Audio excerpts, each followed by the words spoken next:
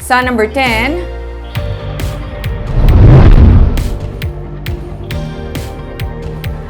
Tag-iya sa nga duta sa barangay Punta Taytay ang handa nga ibaligya ang iyang propiedad sa syudad para main on-site housing para sa informal settlers.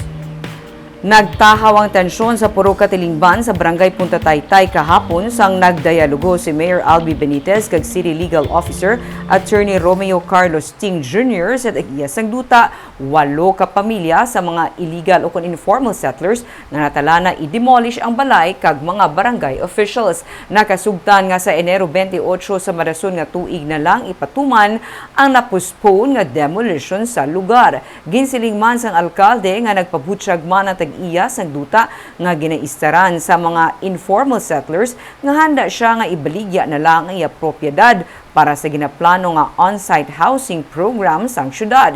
Ginpahayag man sang alkalde, mapangitaan sang relocation site ang mga panimalay nga natala na i-demolish antes sang deadline.